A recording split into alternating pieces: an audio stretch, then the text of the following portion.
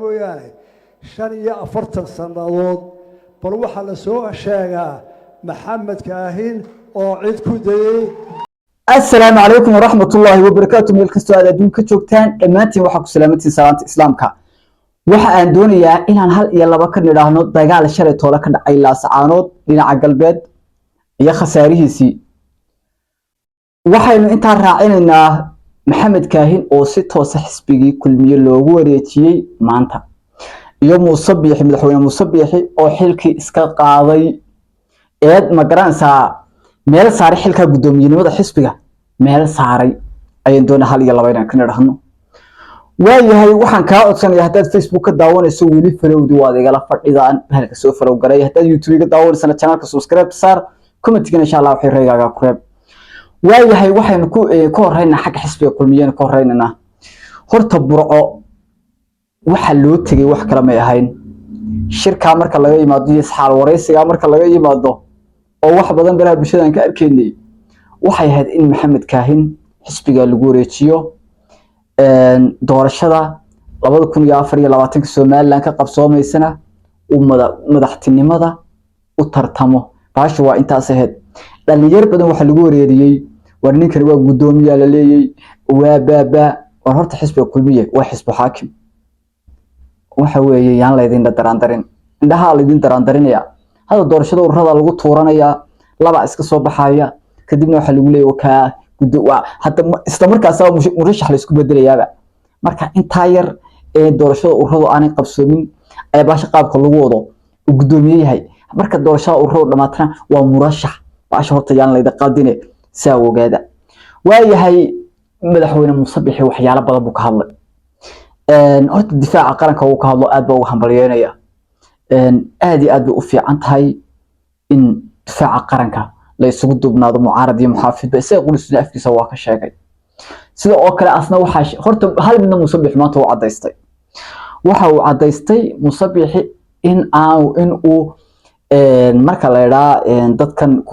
koofiyada qaata iyo salaadiinta iyo boqor hebel iyo inaan waxba ka maqlina waa oo uu cadeystay nimanka wuxuu yiri taariikhda horta isqortay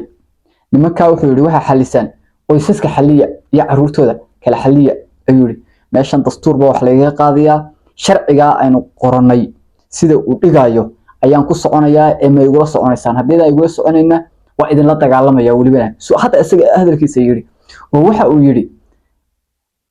waan ku dagaalamayna buu difaaca qaranka gudaha iyo dibadda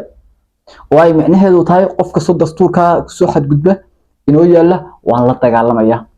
horta taasi waxay cadeynaysaa odayaashii meelaha ka oran jiray Muuse Biixi waa odayaasha waxba kama qaati garma qaatitiisa socota horta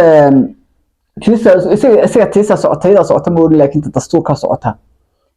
ayuu yiri ayada halkaas aan ka imanayo hadaladii la oran jiray Muuse Biixi waxba kama maqlo horta waxba ka jira haday uu digi ilaahay baa ogin ay gaf lahaayeen markaan ay lahaayeen doorasho taas la qabanaya taas iyo taasna dastuurka saa maartay inoo kala jidin yiro qof xaq waa u leeyahay inuu yiraahdo waxa aynu qoranay wixii ka bartan waa qaad xaq waa u leeyahay taana waxa ka hadal kale nimanka mucaaradka hadii maartay ay wax ku gafatahay iyo hadii ay wax ku saxabatahay sidoo kale ay qoyso waxa meesha ka maqnayn oo ku dhawaaqay inaan cidna xabad wax kaga qaadi karin inaan xabad wax kaga qaadi karin hadii aad xabad uga timaado xabad kaaga jawaabayo marka baashi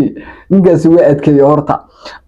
shirkii intaas ka soo baxay ninkaasina muhiimada shirkaas maanta ka hadalkiisa inuu ugu dambeeyo ninkii gudoomiyahana waa tira doortay maanta waa kan Muuse Biixi oo qudhiisu leh inoo sarbeebaya aniga ka sarbeeban waa arkaa hadalka madaxweynaha oo leh horta de taariikhda in kaahin waa sax oo waqtigii asram inuu gudoomiye waa taariikhdaas waa sax laakiin halka aniga waxa yar arkay inuu sarbeebayo halka طبعا asaga iga taageero badna xisbiga wadani xisbiga kulmiye waqtiga oo anigu siirayo kala wareegi doono ilaahay amriga haw dheereeyay marka anigu waxaan u arkayay inuu markasta Muuse Biixi labada xaq oo xagga maaragtay xaqa ama xagga hada markasta hadal haynta iyo markasta xagga taageerada Muuse Biixi kaga badnaa baan moodayay horta madaxweynaha ka hadlaya bal ilaahay hadalkiisa mooyaane 45 sannadood bal waxaa la soo sheegaa maxamed kaahin oo cid ku dayay inuu yiraahdo tartan la galay waxa xogayihii xisbigii SNM 3 gudoomiye xisbiga kaana waa loo gartay intii ka dambeysay ee wax la dooranayay muuqaalka ina daawateen ayaa rajeynaya madaxweynaha waxa uu halka amro xaasil taariikhda kaga waramay taariikhda maxamed kaahin waxa uu soo kale si sharaf leh maanta loogu wareejiyay maxamed kaahin xisbigii kulmiye ortisaas ogaada waayahay dhankii kale laasacaanood loorin jiray dagaal xooggan baa shalay toole ka dhacay gelikii dambe sawirada aad arkaysaan waa sawiradii waqtigaan dagaalka la gelin wax yar ka hor garajaama gara Ismaaciil nin yiri madaxweynaha ka hay laasacaanood adiga sawiradaasi waa sawirro laga soo qaaday soo kalaasna fiidiyowga aad arkaysaan ee aad daawan doontaan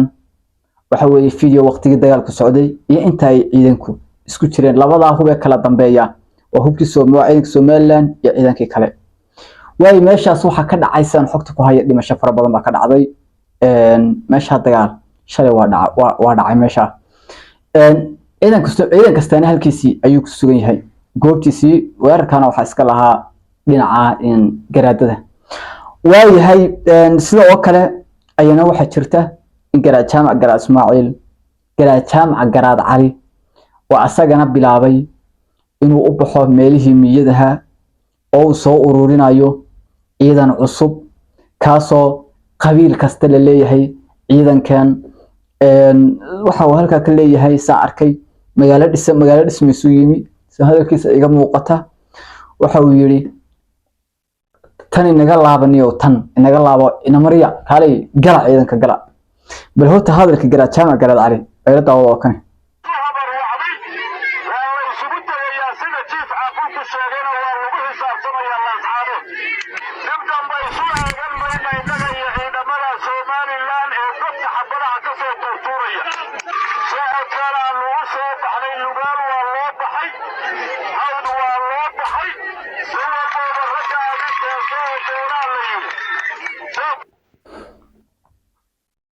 إلى داوتين يا رجينيا هذا الكجرا جامع جراد علي سجننا داوتين مرجينيا وردقال كاسي شالي تولي كي دبور عي وحاو كدعي إن عقل بيت لما شفر بدن با كدعي إن ويركا وحالها دينعا إن جرادة أمرنا عقرا جامع جراد علي دقال كساسوها ما أنت حالك سول ولا هي وبينها لما أنت تاسم سوق قادني إن شاء الله وحنكا عصنيا إن channel سبسكرايب تصارتو فيسبوك جناد فلو جريسو ما أنت لبدا سايق عطسيا muuqaalkana aad la garaysan commentiga insha Allah wuxuu reegiina aad ugu wadaagtaan hadii ilaahay awood leh uu yiraahdo